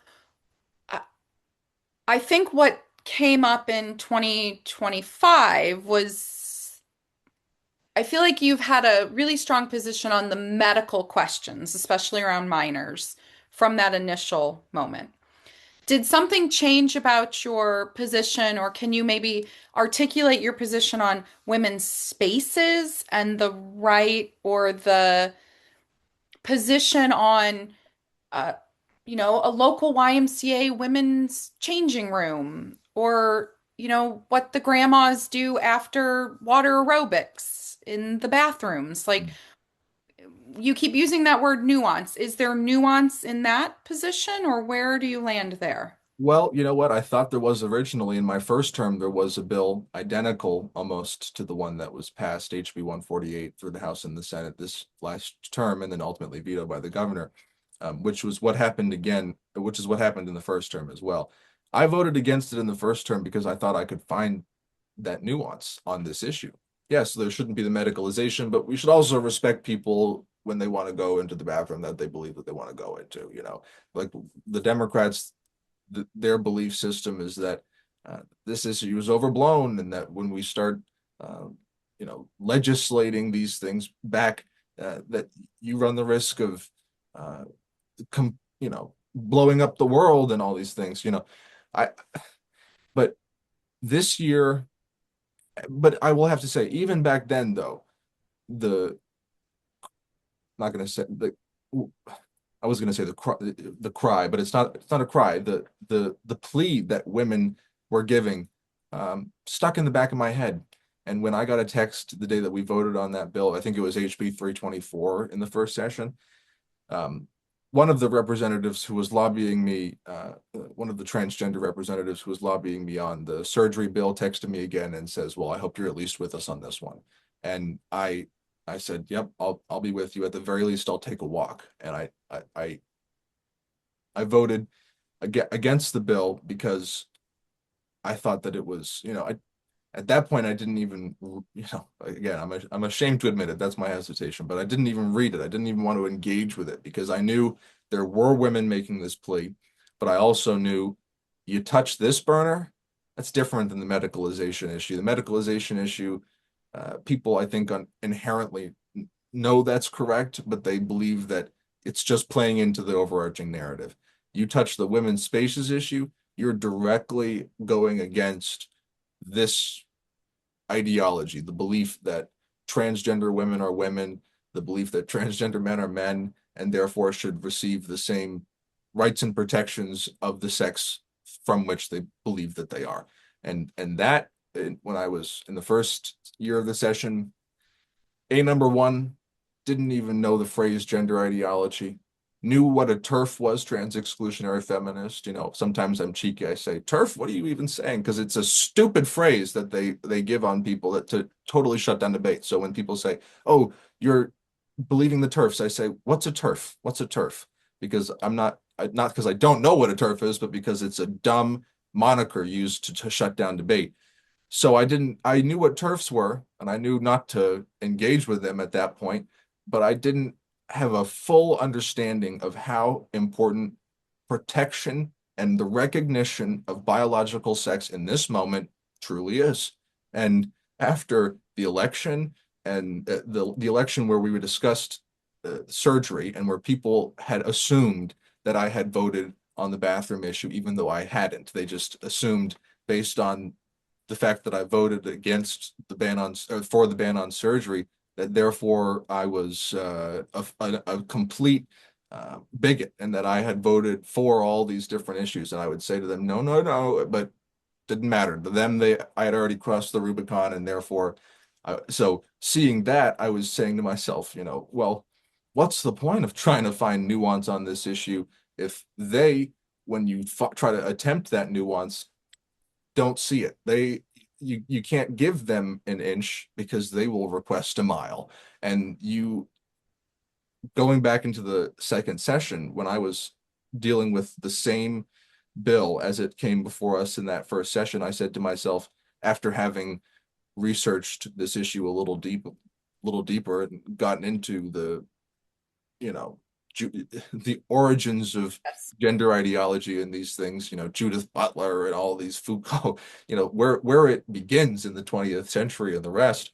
And then moving forward, it became clear to me that this isn't something that I subscribe to at all. I do not subscribe to this um, belief that people are born in the wrong body, and that there are somehow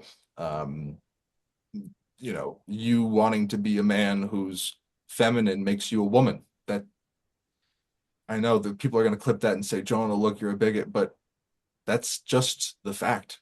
You cannot become something that you are not. And there is as I liked what Karadansky says about this, there's an immutable reality to the world. And you can't just make that mutable. It just doesn't just flip out of nowhere on a dime. And I had the same thought that I had during the first bill this session. If I lose in 2026 because I stood up for the biological reality of the world, if people want to make me out to be some kind of right-wing conspiracy theorist, right-wing conservative person, fine, because I will again ride off into the sunset knowing that I stood up for reality, a fact-based reality from which we can engage.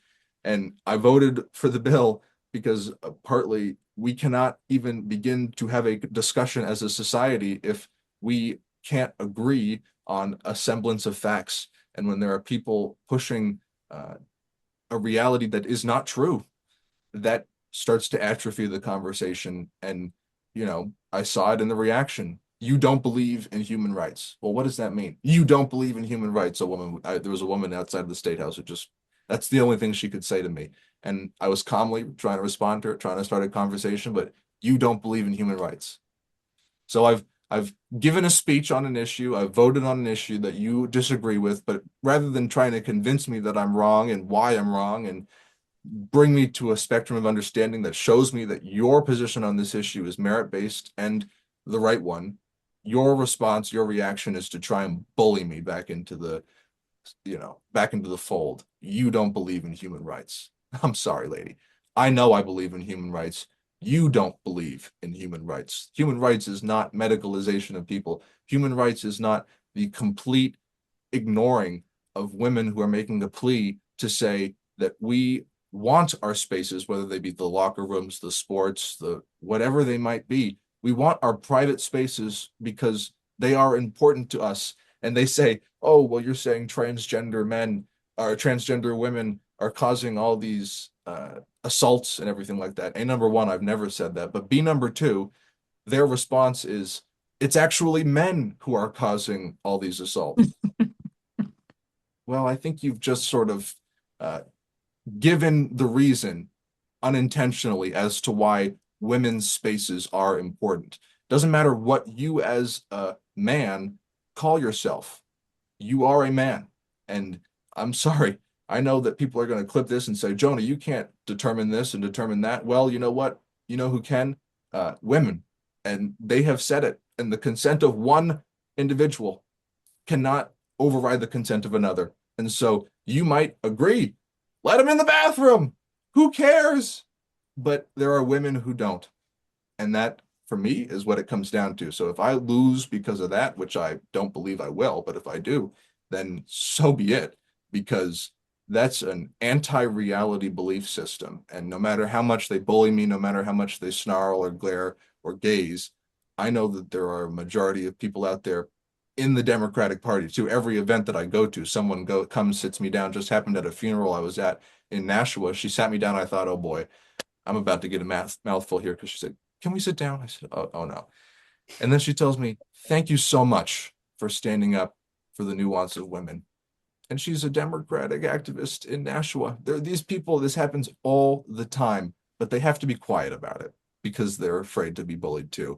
And so the more that I stand up, the more that I continue to get reelected, et cetera, the more that I don't cave to them on this position, the more that I think the nuance will be there. And I think I've done a very good job at not subscribing to some right-wing belief system, anti-gay belief system on this issue. It is a tightrope to walk because there are anti-gay Republicans who are using the fact that the Democrats are being completely idiotic on this issue to push an anti-gay agenda. But those two things are separate. The Republicans are not creating this gender ideology out of nowhere. The Democrats have done this on themselves, which helps the Republicans. And I'm here to say, let's go back to reality. Pretty simple, you know. That's how I say it. That's how I see it. I think I think Jonah, it also your stance also reflects your deep respect for your role as a representative, but also a respect for the average everyday American and a belief in their intelligence to understand this issue. Because in my experience, um, average everyday people do understand the difference between gay and LGBTQIA and trans and the push for this kind of what I would call insanity against women's rights and against the sanctity of the body and like the ability for children to consent to lifelong interventions. And to me, it tells a lot to it says a lot to me about these certain Democratic representatives who either they think the average everyday voter is an idiot Mm. or they think that they don't matter. They think that they are above the position that they're actually in. And I think you understand your position as a representative is um is one of service and duty to the people who have elected you. And I think so many of our elected representatives have forgotten that. And they pretend that people don't see nuance and don't understand nuance and don't know what's best for them. And so I just want to say I appreciate that about you because there's so many people, especially working class, who have continuously voted Democrat and have seen nothing in return for it. And I'm not saying they should go out and vote Republican. I'm really not a fan of either party right now. But I think there's a large section of the population who feel ever more betrayed by their elected representatives because they don't reflect the general will of the people. And I just really appreciate that you do respect your constituents, and I think that's very obvious. Thank you so much. Thank you. And I really try to be, in every day that I'm able to, my heart's still beating and my legs are still walking, be an example for the other legislators who are on the fence and could be something great, but might have atrophied to a system which encourages people not to be. And that means a lot to me because I do try to be that. It really does. It means a lot to me. Jonah, we need to wrap up in a minute. I'd love to know if there's ways. I think that it's so interesting. I think you have this national following. Um, are there ways that they can find you, support you? And then is there anything that you could talk to that national following about for your local kind of like when are you up next for reelection? What are some of the things you're looking at for the next, legislative cycle in New Hampshire? Kind of any of that. Totally. Well, I'm up for reelection next September. That's the primary election, September, the second Tuesday in September, which I think is the 8th. I'm not the 5th or the 8th. I'm not exactly sure, but it's the second Tuesday in September.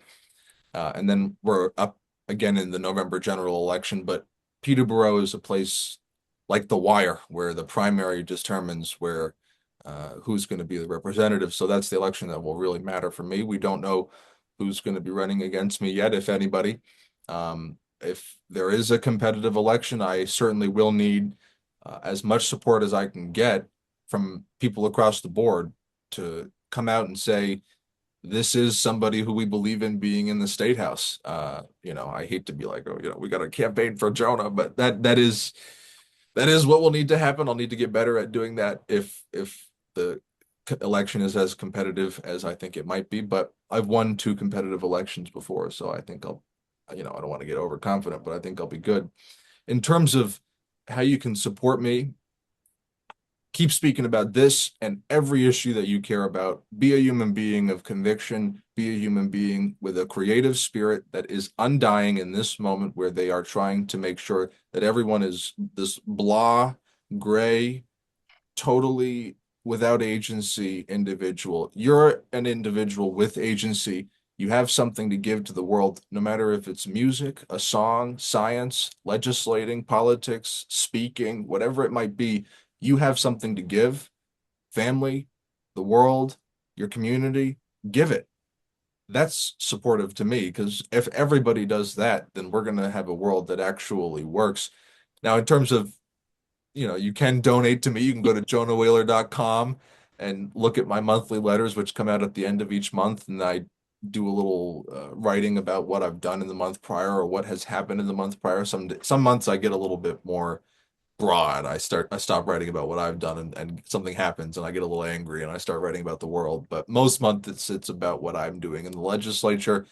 Some of the summer months get a little bit more broad, but that's me. I'm out there every day. I'm not on social media very much. If you want to reach out to me, 603-831-9916. My email is on my Oh, web. wow.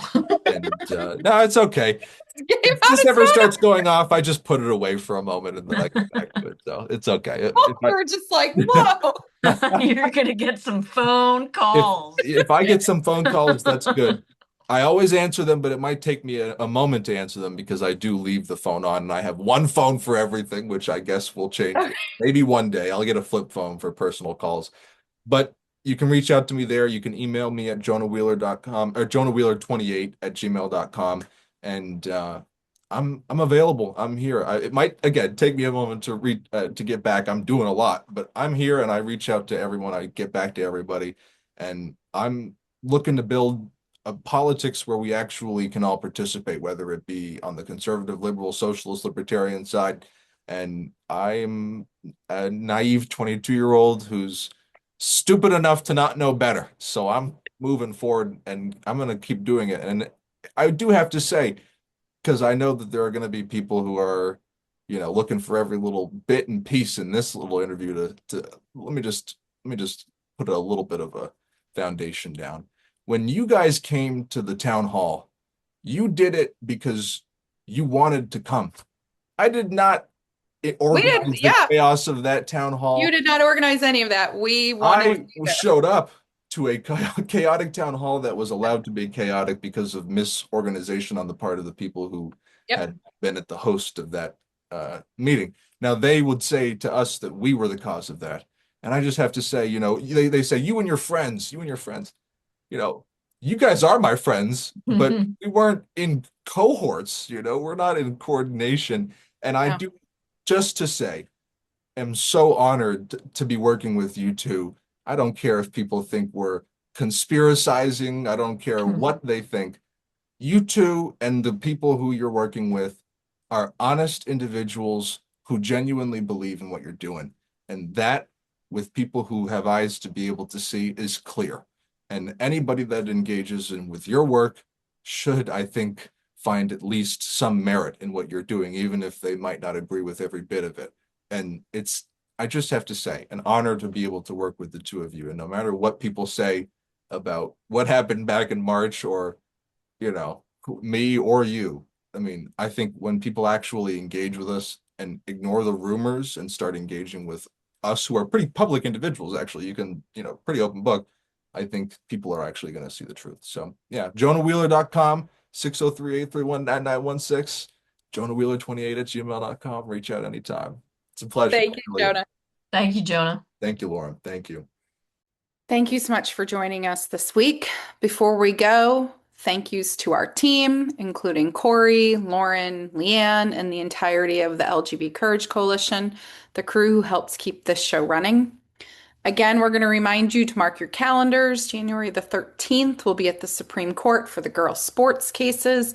Bundle up, bring some courage, maybe some hot coffee, and join us. We also want to let you know that we have now launched the LGB Courage Coalition merch store. You can find that at lgbcourage.org. Go take a look. And for those who've been asking, yes, informed dissent merch will be coming soon. We know you need a new coffee mug. Don't forget, please subscribe. It's free wherever you get your podcasts. Like, rate, review, drop us a note. We really do read them every single week, and they help us make sure that this show can reach more people. So stay informed, ready to dissent, and stay warm out there because snow is rolling in for some of us across the Midwest. Thanks.